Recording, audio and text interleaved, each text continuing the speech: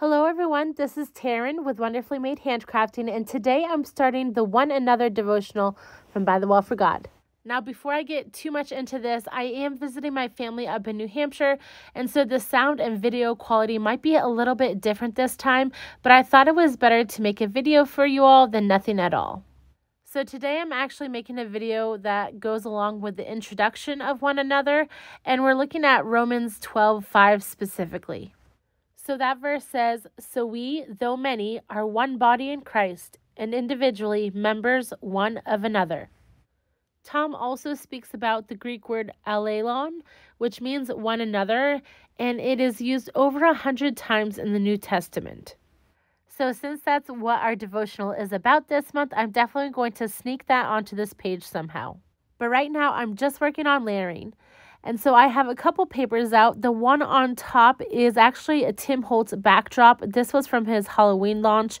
I found that most of those papers in there, like 99.9% of them, were not Halloween related. The only one I found was one, and since it's double-sided, I can use the other side quite easily. And then the one behind that is actually one from the paper pack, and it really matches great with that verse card I have. I also cut a piece of the canvas bag out. I use this canvas bag all the time to stamp on, and I can't wait to use it in this page. I am going to stamp out the Allelon word, so I remember that this is one another, and I am using that new mini stamp. I am in love with this stamp.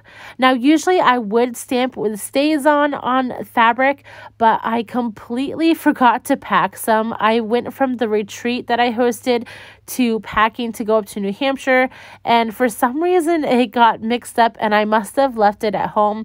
But I did find that the VersaFine ink stamped pretty good on the canvas, so I'm pretty pleased with that. Now, these pages were a little tricky for me to do. It was kind of like a challenge because I didn't have my typewriter and I rely pretty heavily on my typewriter. And so it kind of pushed me to try some other things or do some things that I don't do all the time. And so stamping on fabric is something that I do, every once in a while, but I really do love the additional texture that it gives a page. And I also decided to use my embossing label maker to add one another. I'm going to cut down this canvas just a little bit, and then I'm going to start gluing my cluster together. I really do prefer to have my cluster glued all together before I start working on my background. There's a couple reasons why. One is because I know nothing will get lost. All the pieces will be stuck together. But another reason why is that I can see exactly what the page is going to look like. I don't have to put all my pieces together like a puzzle and see what the whole page is going to look like. I just know I can do the background and then kind of move the cluster around and get that perfect setting. Now, I know you see me dog ear all those word flashcards from By the Well for God. It's kind of like my thing now. I just love doing it. But I've decided to do it on this backdrop, and I don't have to add any paper to it because the backdrops are double-sided, so I'm getting something on the back side, which is really cool. I'm also going to put a brad in that dog ear. I just like the different texture it gives, like I've said before. And I'm going to use the mushroom alcohol ink from Ranger to color the brad so it's not this bright silver. Now, when I put alcohol ink on my brads, I just let a drop fall. I do not squeeze the alcohol ink at all. I just let that drop fall down, and then I will hold it for a couple of seconds, and then I try to put it to the side for a little bit to have it completely dry. I am dropping the excess ink off on a paper towel, but that will just kind of sit to the side for a little bit to dry completely. I have distressed all my paper pieces with my scissors. I do have that paper distresser tool, but I was trying to pack minimalistically, and so I knew my scissors could do the same job, so I just grabbed those. I have that really black One Another label down in the corner, and so I knew I needed to balance that out, and so I grabbed some buffalo check fabric that I had picked up from Hobby Lobby a while back, and it really helps balance this page better. I obviously don't have my sewing machine here, and so I just grabbed my tiny attacher to kind of staple these folds together in the fabric. I do this quite often, and it really holds quite nicely, and then I just glue it down behind the fabric so you can't see the staples. Now, if I were home, I would have probably chosen to use Fabri-Tac, but I just used the Barely Arts precision glue that I have, and it does add a little bit of time that you can move stuff. So as you can see here, I'm adjusting stuff, but it does dry pretty fast, and it will hold that fabric fairly well. Here I am threading that brad through the paper. It is finally dry and kind of grunged up a little bit. And then I'm looking at placement for the rest of these pieces. I know I want that canvas down on the bottom corner. You can see here that my stapler doesn't reach over there, and so I just kind of do a faux staple and then put glue down so it looks the same as the other side. I'm also going to pop up this first card with some foam tape and also the little girl with the fox.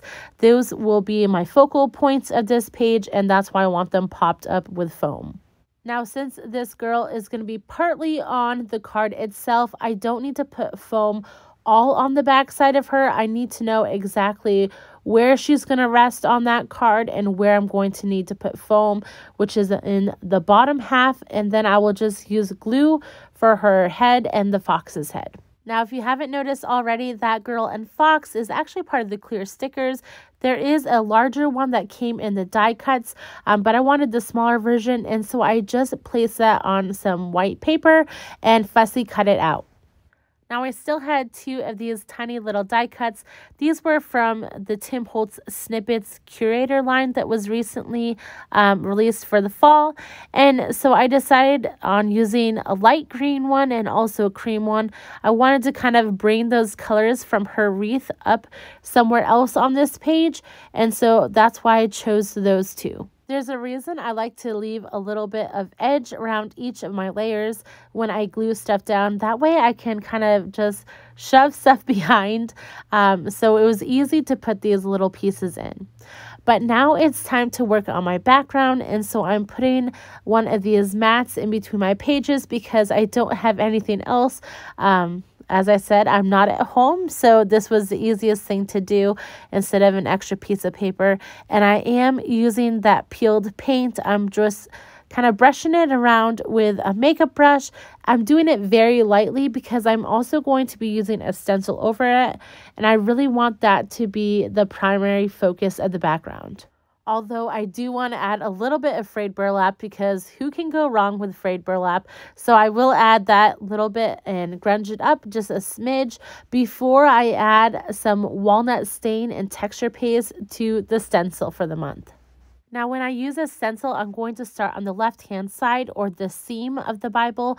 That way, when I move stuff over, I won't have to kind of finagle it into that corner crack of the Bible. It makes it very difficult when you do it on the other side. So always start in the corner if you are doing a full background stencil. I did smush down some of that walnut stain Distress Oxide, and I'm mixing it together with texture paste. I love the look it gives texture paste when you add some Distress Oxide. And so I'm just going to kind of smear that over the stencil and just get a light layer. This stencil is so beautiful. It's my second favorite stencil that By the Well for God has released, just slightly after the lace stencil that they did, but I think this stencil will work perfectly for some Thanksgiving cards. You could also do some name tags for your Thanksgiving table. It's just a great stencil to have. I am going to leave the middle section undone because I know that that cluster will cover it, and so I'm just going to do the bottom. And then since I forgot a heat gun, I do have to wait a little bit because there is a small section to the left kind of seam area that I will add a little bit of the stencil to. I just have to wait for the other things to dry so I don't completely ruin what I've already done. Now, since I had to wait for this texture paste to dry on the page, I did have to clean off my stencil and spatula between these two sections because I didn't want it to be caked on the stencil and ruin it. But I did mix in the walnut stain again. However, I didn't do as dark of a color. kind of was upset with that, but it doesn't matter because you don't really see it. And I'm adding it to these little places that seemed a little bit empty. And so it kind of carries that light brown around the page, and you really don't notice it at all once I add my cluster.